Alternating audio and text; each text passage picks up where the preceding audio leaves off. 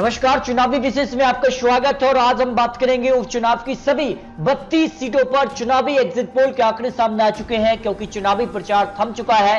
अब ऐसे में इस चुनाव को काफी महत्वपूर्ण माना जा रहा है, क्योंकि काफी ज्यादा राज्यों पर यह चुनाव है और ऐसे में उपचुनाव काफी महत्वपूर्ण है और ये चुनाव तय करेगा आने वाले समय में आखिर विधानसभा चुनाव में किसकी बनने वाली है सरकार। इसको लेकर जनता का मन इस वक्त क्या कुछ कहता है, क्योंकि इस वक्त जो मुद्दे हैं, महंगाई का मुद्दा है या फिर किसान आंदोलन या फिर जिस प्रकार से यहां पर अन्य राज्यों पर सरकार के दबाव में जिस प्रकार का माहौल बना है, उसके बाद इन राज्यों पर जो उपचुनाव होने वाला है और इस उपचुनाव को सबसे बड़ा उपचुनाव माना जा रहा है, इसको लेकर चुनावी बिगुल क्या कहता है। और इसकी शुरुआत हम करते हैं लोकसभा की 3 सीटों पर। जहां दोस्तों 3 लोकसभा सीटें भी यहां पर खाली हैं और ऐसे में प्रधानमंत्री मोदी की अग्नि परीक्षा होने वाली है। और मंडी लोकसभा सीट पर जो ओपिनियन पोल के आंकड़े हैं उस पर अगर बात की तो यहां पर मंडी में जो है कांग्रेस को जीत मिलने की उम्मीद यहां पर लगाई जा रही है, जिस प्रकार का माहौल यहां पर देखने को मिल रहा है। अगली लोकसभा सीट भी अगर बात की तो मध्य प्रदेश की खंडवा लोकसभा सीट से आती है और यहां पर जो है बीजेपी ने यहां पर उपचुनाव से पहले ही बड़ा खेला कर दिया है और यहां पर कांग्रेस एमएलए यहां पर रिजाइन दे दिया है। इस कारण से यहां पर खंडवा लोकसभा सीट पर बीजेपी को जीत मिलने की संभावना यहां पर लगाई जा रही है। जबकि दादर और नागर हवेली पर भी जो है एग्जिट पोल के आंकड़े हैं और यहां पर बीजेपी को जीत मिलने की उम्मीद यहां पर दिखाई दे रही है। यहां पर बात करें उपचुनाव के लिए तो मध्य प्रदेश के लिए भी यहां पर 3 विधानसभा सीटों पर उपचुनाव होना है और उपचुनाव काफी महत्वपूर्ण है। यहां पर कांग्रेस से यहां पर बात करें तो जिस कार से यहां पर कमलनाथ और यहां पर शिवराज सिंह चौहान के बीच आमने सामने की टक्कर दिखी थी और यह चुनाव कहीं ना कहीं सेमीफाइनल की तरह देखा जा रहा है। आने वाले समय में जो विधानसभा चुनाव है उसकी तैयारी को लेकर भी इस चुनाव को महत्वपूर्ण माना जा रहा है। फरीदपुर पर काफी महत्वपूर्ण है। फरीदपुर पर कांग्रेस को मजबूती दिखाई दे रही है, जिस कार का माहौल मध्य प्रदेश उपचुनाव में देखने को मिल रहा है। इसके अलावा अगर बात करें रेगांव पर जो है बीजेपी को यहां पर जीत मिलने की उम्मीद दिखाई दे रही है, जिस कार से यहां पर एग्जिट पोल के आंकड़े निकल कर आए हैं। इसके अलावा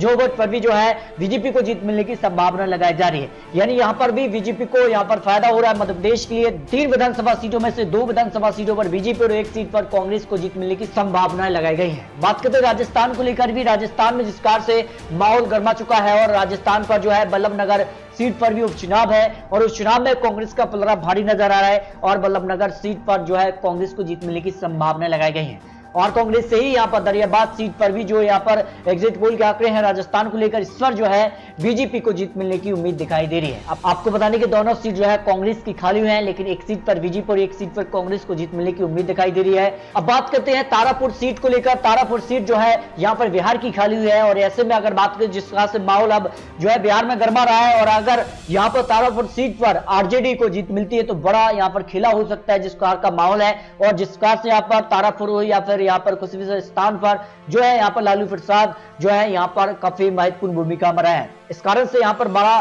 खेला हो रहा है और यहां पर जेडीयू से सीट निकलकर यहां पर आरजेडी की तरफ जाती नजर आ रही है, जो यहां पर एग्जिट पोल के आंकड़े निकलकर आए हैं। अब बात करते हैं कुशेश्वर स्थान को लेकर। कुशेश्वर स्थान पर जो है एनडीए बीजेपी को यहां पर जीत मिलने की उम्मीद यहां पर ओपिनियन पोल में लगाई जा रही है, विश्लेषण यहां पर निकलकर सामने आ रहा है। अब बात करते हैं कर्नाटक की 2 विधानसभा सीटों पर भी उपचुनाव हो रहा है और उपचुनाव में अगर बात करें तो किस प्रकार से यहां पर माहौल बन रहा है, कहीं ना कहीं महंगाई का मुद्दा लोग अब यहां पर लेकर चल रहे हैं। और सिर्फ जो विधानसभा सीट है वो कर्नाटक की है और कर्नाटक की इस सीट पर कांग्रेस को जीत मिलने की संभावना यहां पर लगाई जा रही है। हंगल की 1 सीट जो है वो भी कर्नाटक की सीट है और इस सीट पर बीजेपी को जीत मिलने की संभावना, यानी कर्नाटक की 2 सीटें जो है वो एनडीए जो गठबंधन है उस सीट खाली हुई है, लेकिन 1 सीट पर कांग्रेस को बाजी मारती नजर आ रही है। अब बात करते हैं पश्चिम बंगाल की 4 विधानसभा सीटें यहां पर खाली हैं। इससे पहले भी पश्चिम बंगाल के लिए 3 विधानसभा सीटों पर उपचुनाव था और तीनों सीटों पर पश्चिम बंगाल में ममता बनर्जी की जीत हुई थी। इस कारण से यहां पर दिनहाटा की बात करें तो यह भी टीएमसी के पक्ष में जा रही है। खरदा जो विधानसभा सीट है यह भी पश्चिम बंगाल के लिए यहां पर टीएमसी के पक्ष में जाने की संभावना है। भोसावा पश्चिम बंगाल के लिए यहां पर यह सीट भी टीएमसी को पक्ष में जा रही है और शांतिपुर में भी यहां पर टीएमसी को ही जीत मिले, यानी चारों सीटों पर यहां पर टीएमसी ममता बनर्जी ही मजबूत यहां पर दिखाई दे रही है। अब बात करते हैं हिमाचल प्रदेश की 3 सीटों पर जो उपचुनाव होना है, उसमें अगर बात करें तो 1 सीट यहां पर अड़की पर जो है कांग्रेस को जीत मिल रही है, जबकि यहां पर बात करें जुब्बल कोटकई विधानसभा सीट पर भी यहां पर कांग्रेस को जीत मिलने की संभावना है। इसके अलावा फतेहपुर हिमाचल प्रदेश की इस सीट पर बीजेपी को जीत मिल रही है, यानी 3 विधानसभा सीटों में से 2 सीटें कांग्रेस को तो 1 सीट यहां पर बीजेपी के पक्ष में जाने की संभावना लगाई गई है। अब बात करते हैं असम की 5 विधानसभा सीटों पर क्या कुछ हो सकता है। तो असम की जो 5 विधानसभा सीटों में से एक सीट जो है कांग्रेस के पक्ष में जा रही है, जबकि यहां पर भवानीपुर सीट पर बीजेपी को जीत मिल रही है असम की। तामुलपुर विधानसभा सीट पर यहां पर कांग्रेस को जीत मिल रही है, यानी कहीं ना कहीं कांग्रेस इस चुनाव में काफी महत्वपूर्ण मानी जा रही है और बीजेपी को कड़ी टक्कर दे रही है।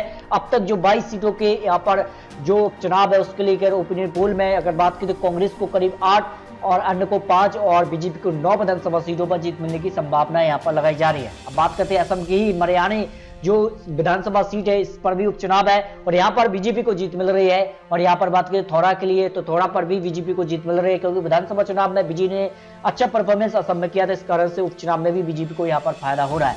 अब बात करते हैं आंध्र प्रदेश की एक सीट जो है बड़बेल के लिए, तो बड़बेल यहाँ पर अन्य के पक्ष में जाने की संभावना है। जो आंध्र प्रदेश के लिए यहाँ पर क्षेत्रीय जो पार्टी है, बड़ी पार्टी है आंध्र प्रदेश की, उसके खाते में सीट जाने की संभावना यहाँ पर लगाई गई।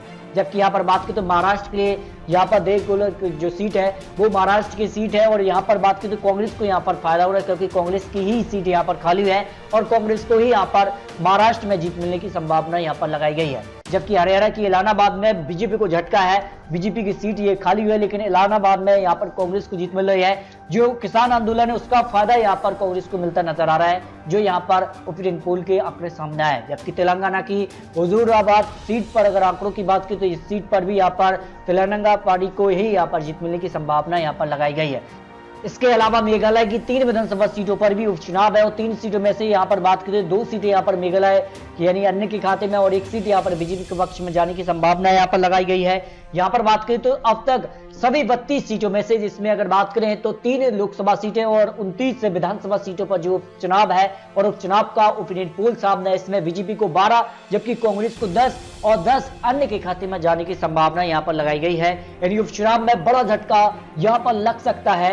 ये यहाँ पर जो एग्जिट पोल ओपिनियन पोल के आंकड़े निकल के सामने आ रहे हैं। लेकिन दोस्तों ये तो उपचुनाव ओपिनियन पोल है, आपको क्या लगता है 32 सीटों पर किसकी हो सकती है जीत, किसकी हो सकती है हार, इस पर अपनी कमेंट बॉक्स में राय रख सकते हैं, क्योंकि 2 नवंबर को चुनाव रिजल्ट भी सामने आने वाले हैं। तो आपको क्या लगता है अपनी राय रख सकते हैं। मिलते हैं दोस्तों और से महत्वपूर्ण जानकारी के साथ, तब तक के लिए जय हिंद जय भारत।